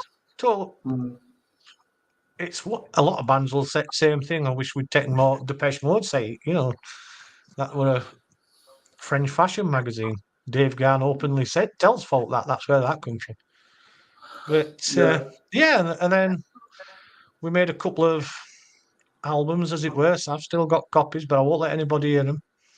as first two offerings. Are they on V8? And Are they on cassette or? they're on CD. We produce it all ourselves, and Al's, well, I'll let Daz tell you, Al's quite an accomplished musician. He's a great arranger. And Yeah. as the equipment improved, so did our approach to recording, I suppose. You know, like double, sometimes treble tracking my vocals on some tracks, and it does Wow. make a hell of a difference, you know. So, and yeah, the last three that we've done, I've been really proud of, and I think they stand up. I think we can safely. I can safely say I can listen to these without squirming. There are some great tracks on there. It's difficult making an album size. Well, you know, if you make an album and say got 10 or 11 songs on it, you know, then if you really like 4 or 5, you've done really well. Do you know what I mean? You know, it's bloody hard work making an album. It's a great thing, isn't it? You know, you can listen to an album 12 months after you've made it. You think, well, we could have made that a bit better. Maybe we wouldn't have included that one now, but the ones that stand out, that get your creative juices flowing, is what spurs you on. It's like, I've always been wary because we use synthesizers. It's all electronic. Of trying to avoid the obvious comparisons to 80s bands. But I suppose it's inevitable that you're going to get that because of where you make music. And first and foremost, although we're two opposites, me and Al is very much, has more of a complete out-and-out pop approach to making music. You know, he'll listen, he's a big Pet Shop Boys fan, always has been. But he'll also listen to a lot of stuff I won't go near with a barge pole, you know, Erasure. I can't stand Andy Bell, but that's a side issue.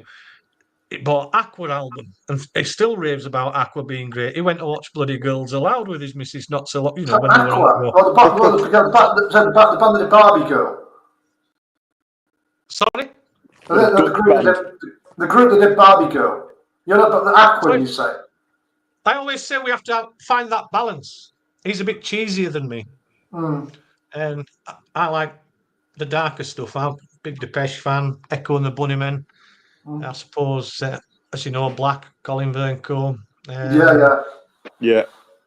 Delamitri. I appreciate lyrics, songwriters. So as much as there is plenty of guitar music out there that I do really enjoy, I think Will Sargent's guitar playing is phenomenal and he's totally and utterly underrated. I'm not one of these, going back to your mate Steve, I can't listen to prog rock. It's the last thing I'll Steve. Yeah, I'll blows me to tears. You're not a fan of Yes, then?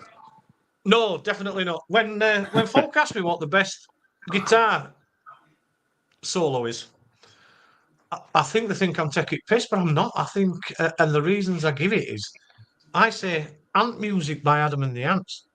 I said because Marco Peroni's guitar solo in the middle of that is short, sharp, to the point, and most importantly, totally memorable.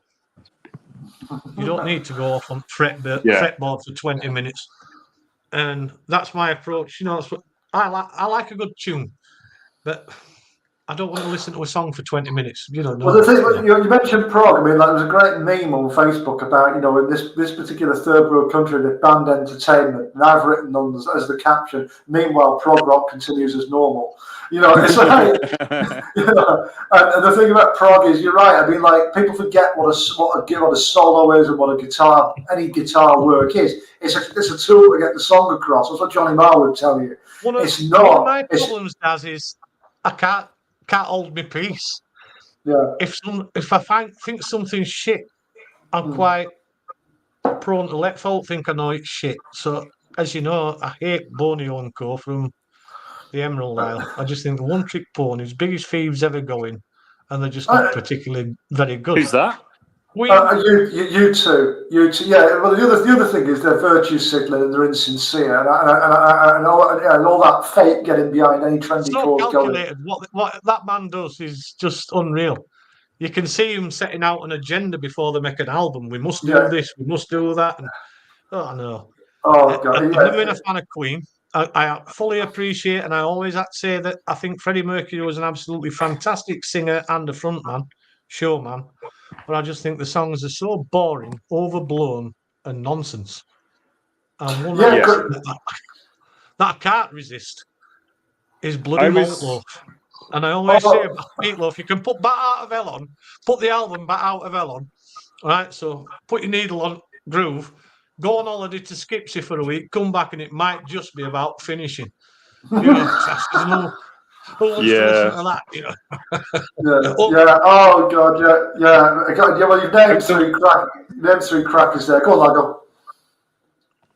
so, and I've got myself into lots of trouble over the years with my opinions on music, but Well, I remember landing on one of those on one night with you, and we upset some Queen fans, didn't we? I didn't remember that.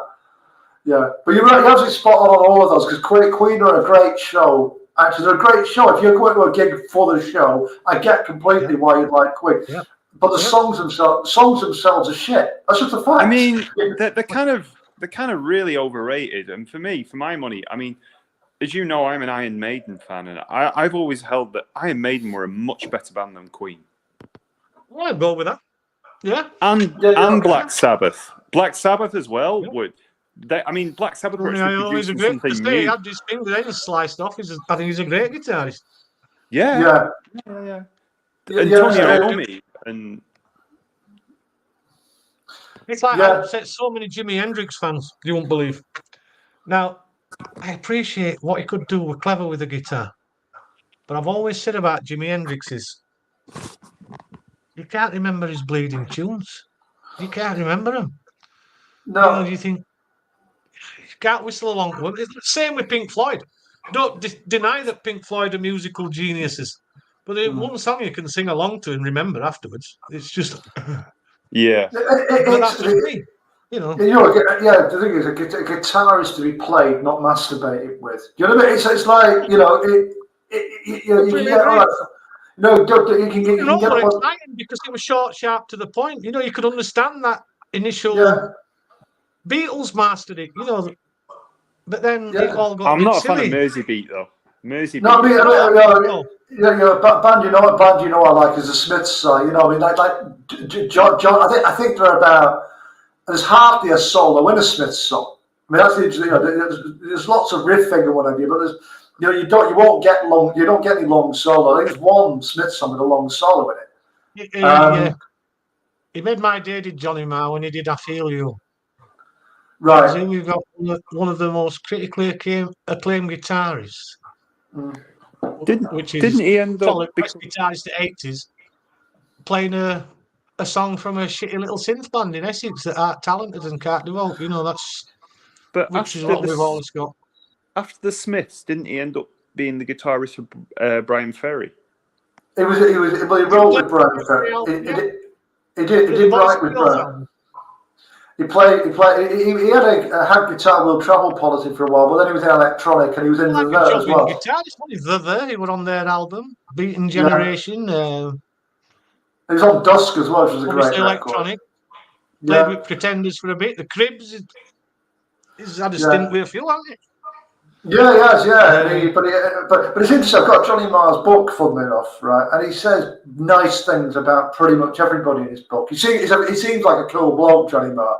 Yeah. He said everybody he's ever worked with has been peachy, with one exception, who he's kind of mixed about. So I'll let you work out who the exception is. Can't imagine. Would it be Stephen Patrick by any chance? Yeah. It could be difficult. Yeah. It was all right, but it could be hard work sometimes. Yeah, but Bernard's great, Matt's great, and Chrissy Hines great.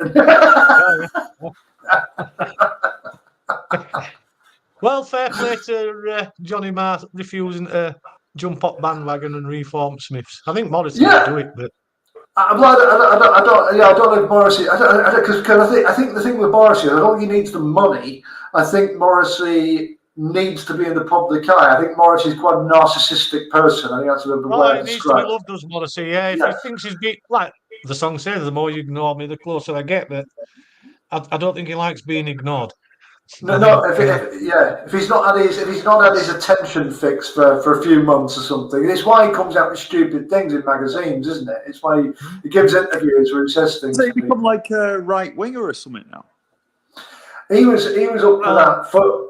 Well, yeah, he was up for that for Britain, wasn't he? Shit his load with me, did Mozzo, when he said we should give Falklands back to Argentinians. You know, it's still fresh in memories, that Falklands War, and folk died for it. You know, so for him. Yeah, my dad was in that war. Yeah. Well, Morris's politics are a bit of a kind of pick and mix. Sort of like they're all over the place. I mean, he did mark on the guillotine. It's tongue in cheek. He's seeking controversy, but I think he went a step too far with Falklands. So that was just my opinion. Yeah. No. So I'm just going to tell you this, guys. My favourite, just so you know, Raspberry Tortoise. Anyone who's watching, Raspberry Tortoise, we found at SoundCloud. They've got their own SoundCloud page, and there's some stuff yours up online as well. Got a few YouTube videos up as well. My all-time favourite Raspberry Tortoise songs are "Double Faults and Dirty Deeds" and "Saving Face," which are great. Interesting thing about "Saving Face." As you'll see, Lago, if you did look any of our videos up and stuff, the live video footage, you'll see I'm still a hefty bugger now, but I was an even heftier bugger back then. And Saving Face was my way of confronting, shall we say, my weight issues. Because I was locking myself away. I was becoming a bit of a recluse. I didn't want to go out in public. And Why not? Feel comfortable. I just hated myself, you know. It was just... I could. You know, I'm singing to myself, basically. I was ashamed of myself when I met you. You know, looking at me at that size, you know, now I'm here saving face. You know, prepare yourself to be totally shocked because you're about to strut your stuff, you know. But a lot, and like the lyrics say, you are mixed up, you know, locked inside your head, mixed up world, apocalyptic, living hell. You know, you think it's end of world. It's not end of world. Do something about it. And thankfully, 7 stone lighter. I think now. the thing that, this is going to sound weird, but the thing that I always sort of try and think to myself is, you know what? You've got to look yourself in the mirror and say, you know what? You're not that important. It doesn't matter. Well, this is true, and I've always, I think I've always had that about me, but which is a strength.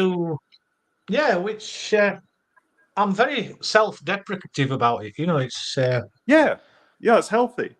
In fact, if I had a weakness, I am too hard on myself. You know, of course. For many years, I didn't think I'd achieved anything, but I've done things like I've got a degree. I'm only one in family that did. What did you get your degree in? Business.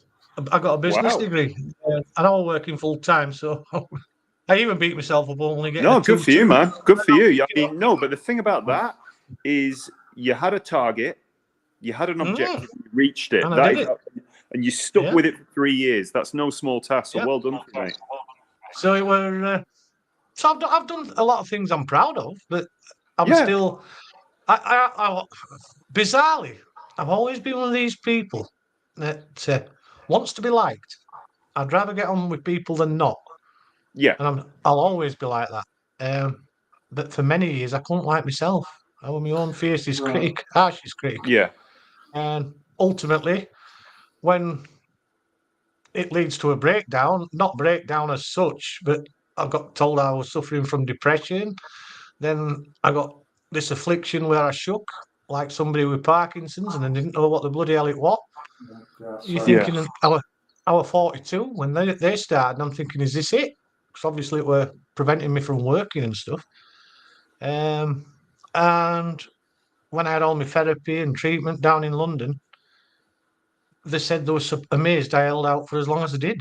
Because the first thing they do, they have you writing down a list of traumatic events in your life, you know. And I suppose there's a few scars there, like everybody else. But and to me, I'll be totally honest, depression, until I got told I had it, was just a word to me, you know. But what I will say is, I wouldn't wish it on my worst enemy. Maybe Borneo. I'd let him have it. But the thing with depression is, it's you'll know having had it. It is an overused word. You know when people are having a bad day, they go, "I'm depressed." No, if it's the way. Go on, mate. What first alarmed me was going back to saving face, daft enough. How I'm feeling.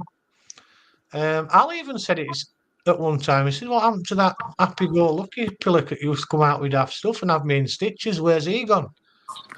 And when you think about it, you think, yeah. But what made me actually realise I was suffering from it, and it's very real. And fellow people that I know that's had depression have told me the same thing. It's like there is a fog in your head. Yeah, Pinging brain fog. Yeah, you can't describe it. It's there, and it was beating me.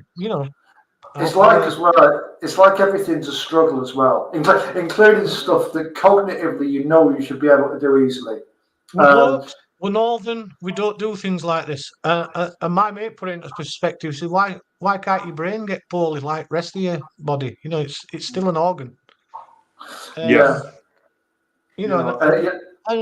once I attended everything they asked me to go to. These courses, therapy, and looked in and I thought, yes, it's all real. It's true.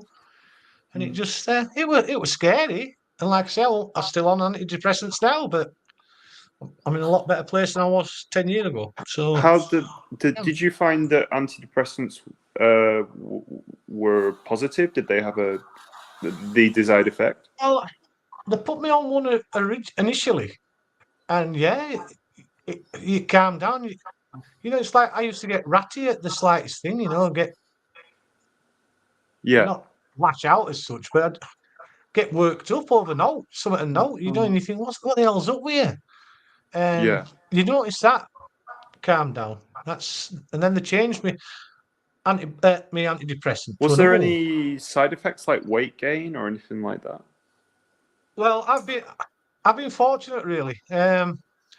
You've just seen me puffing away on a couple of fags for my shame, but I stopped smoking for 2 years, and I actually put stopping smoking down as a bigger achievement than getting my degree, believe it or not.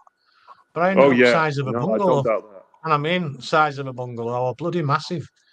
And like a fool, when I were at my heaviest, I started smoking again. And then, obviously, shit got serious where you're thinking, I'm going to have to do something about this. And I see my nurse every month now, make sure I get weighed. And good for you, man. But I also say it for when I used to go to Fat Club every week and beat yourself up. You'd think, shit, I haven't lost this week. No, God. And I thought, I can't go on like this. It's not doing me any good.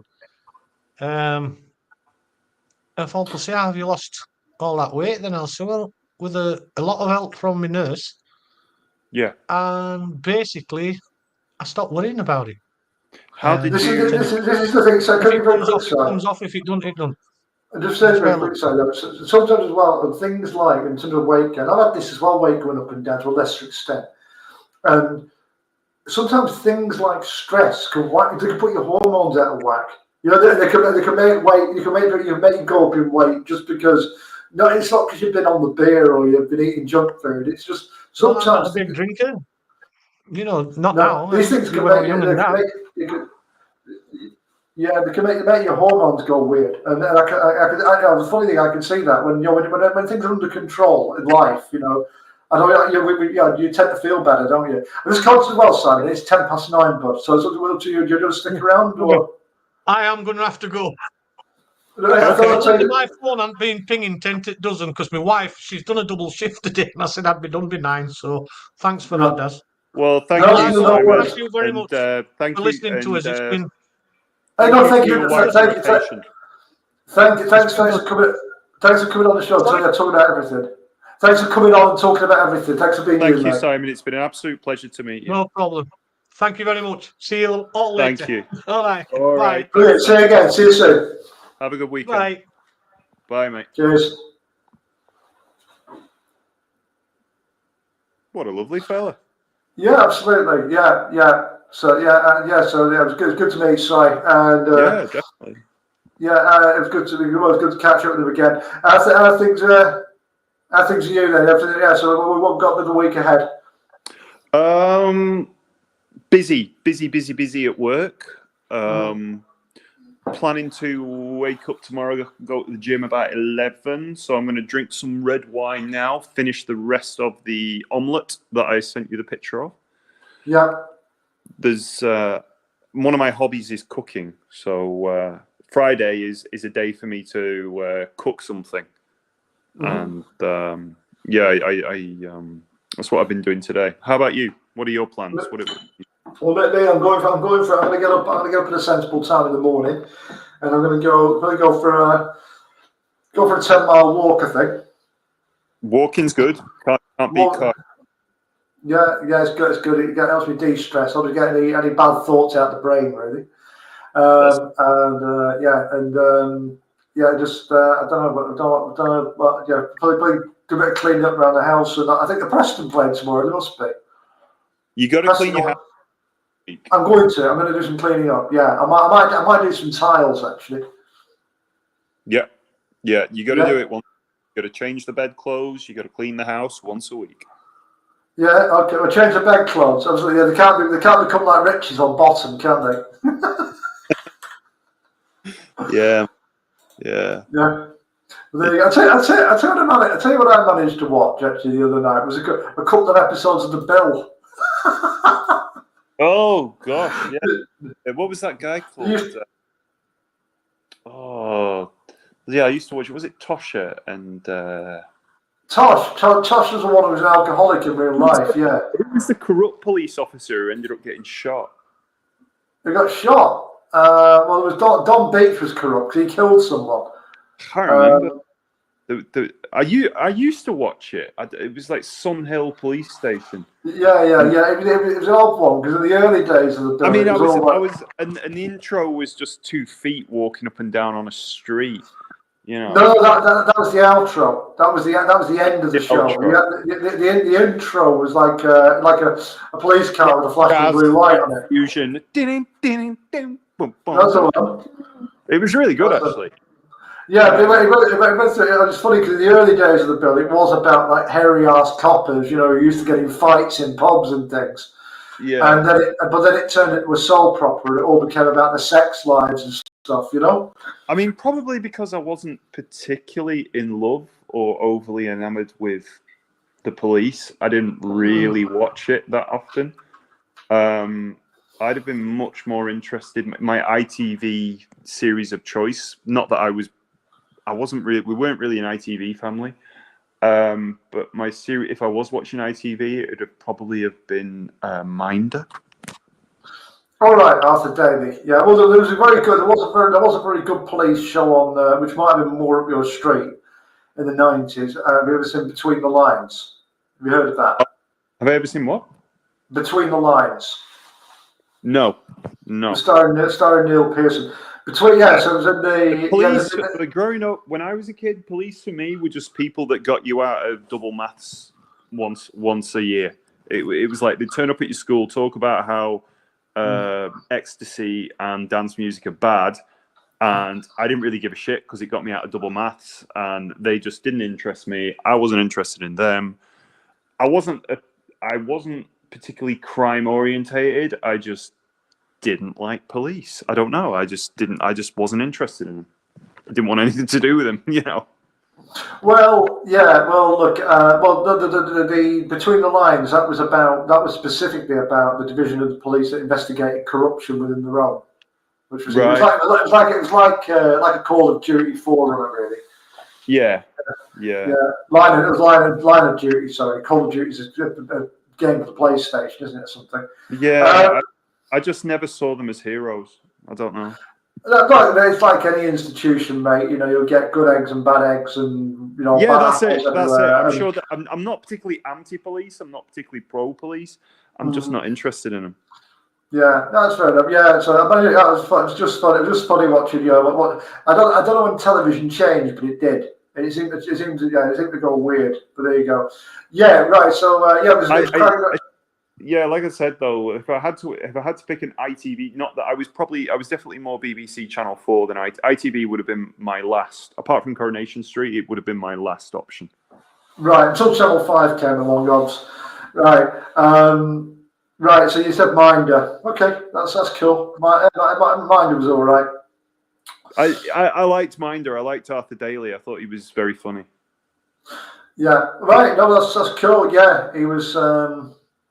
Yeah, he was. I get why people liked him. I do. ITV had a heck of a lot of bad sitcoms, though. I remember that.